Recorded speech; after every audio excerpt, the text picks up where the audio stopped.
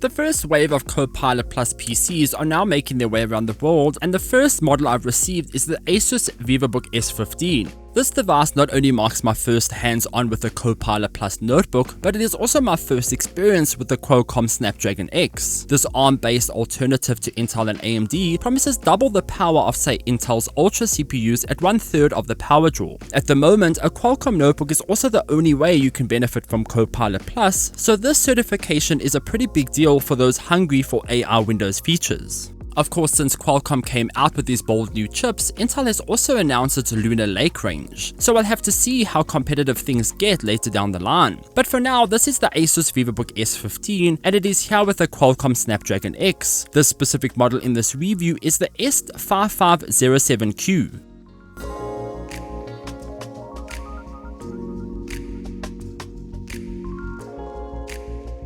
It comes in what ASUS calls is cool silver. Comparing it to the MacBook Pro silver model, the color is identical. This means the notebook has also been built entirely from aluminium, with the only plastic found around the display. The bottom is also metal, but a much thinner layer than the top shell. The device is cold to the touch too.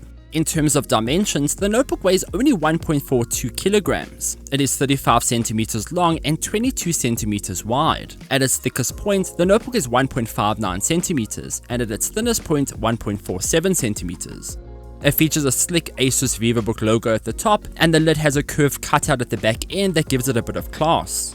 When it comes to the ports, the ASUS Vivobook S15 comes with two USB Type-A 3.2 Gen 1 ports on the right hand side. There's also the battery eject hole and a small white LED that shows the sleep mode and charge status of the notebook.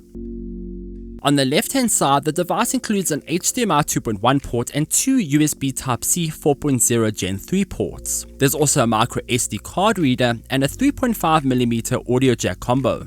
I can't really complain about much here besides the micro SD card slot not being a larger SD card slot reader. It would have just been the cherry on top of an already robust port selection. Keep in mind that you'll also charge this notebook using one of the USB-C ports. It is charged with the included 90-watt charger that comes in the box. Inside, the notebook includes a 5.6-inch OLED panel. It packs a resolution of 2880 by 1620, a refresh rate of 120Hz, and 600 nits of HDR brightness. It also features 100% DCI-P3 color gamut and all those fancy ASUS eye protection perks. The screen takes up 89% of the lid and leaves enough room for the ASUS Vivobook S logo underneath it and a 720p webcam with infrared sensors on top. The keyboard is a full-size chiclet keyboard with one zone RGB. I was surprised to see this keyboard featuring RGB instead of just white LEDs, to be honest. The extra color options and sleek silver case create some gorgeous combinations to work with, even if you can only change the entire keyboard to one color at a time. Saying that, however, the keyboard wasn't my favorite. The text on the keys is hard to see. There's also very little contrast between the silver keys and the grey text, which makes the keyboard sort of blend together. Even with the RGB lighting, this doesn't seem to change much. You'll get used to this over time, but I can't help but wonder that if the colors were reversed, perhaps the letters would be easier to see. Keep in mind that this ASUS Vivobook S15 doesn't feature any screen pad, so the touchpad you're getting on this notebook is just the touchpad. It is a decent size and large enough for gestures though. My only issue is that it is plastic, which means it will likely wear away over time and leave that horrible shiny spot. Apart from the difficult to see keyboard, I did enjoy the design of the ASUS Vivobook S15. The back air vents have this cool looking aircraft design to them, and the entire bottom rubber feet keep it sturdy when typing. The entire device looks super premium, and the silver shell definitely wants to sit up there with the MacBook, which I don't blame it. The MacBook is a timeless piece of technology. The ASUS Vivobook S15 holds up quite well when it comes to its performance. However, there are clearly some hiccups here and there when it comes to the Snapdragon X CPU. A few apps did crash and some benchmark tools simply refused to run. These tools and apps will likely be updated over time to accommodate this chip though. On the graphics front, the Qualcomm Snapdragon X isn't made for gaming. Tests showed low frames across most results, and you'll get around 20% less performance across games on this notebook compared to the Core Ultra 7. This means that most games are likely unplayable. You will get away with the odd Windows Store app here and there, but don't expect much more. I was actually surprised to see 3D Mark Steel Nomad run on this notebook. The fan didn't turn on at all during the tests, and the visuals were actually quite impressive. Sure, the test only came out with a 15 FPS score, but it was still cool to see this happen on a notebook. Here are some of the results from the tests I ran.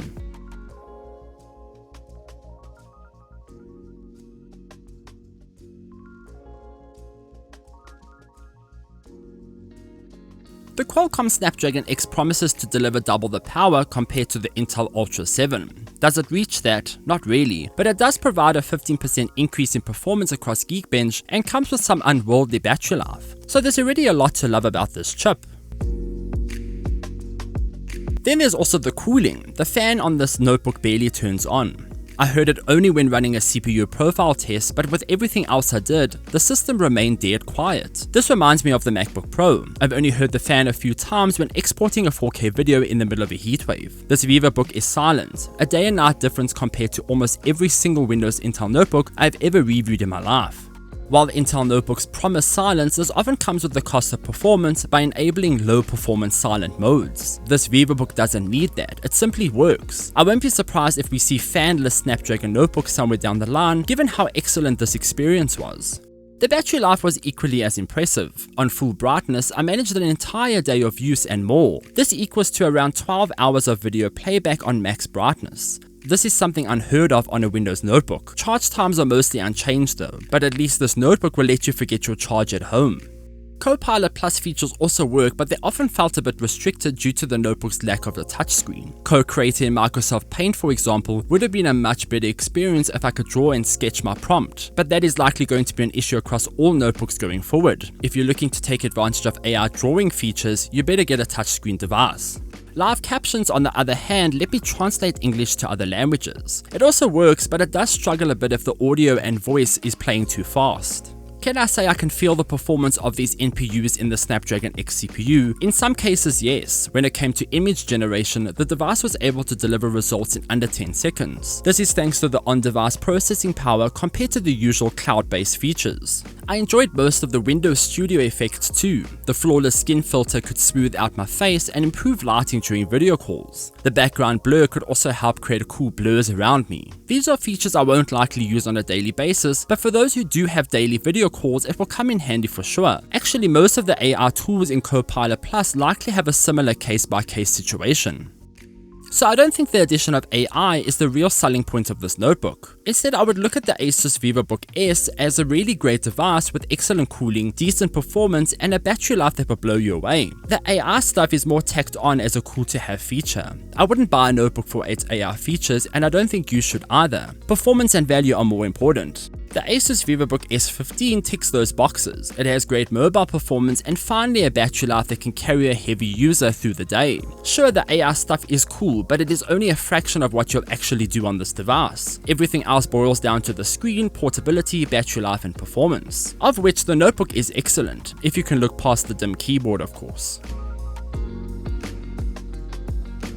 So those are my thoughts on the ASUS Vivobook S15. Do you have any questions? Let me know in the comments down below. While you're here, please do consider liking and subscribing for more future content like this, and visit glitch.online for more gaming tech news and reviews. Until next time, farewell.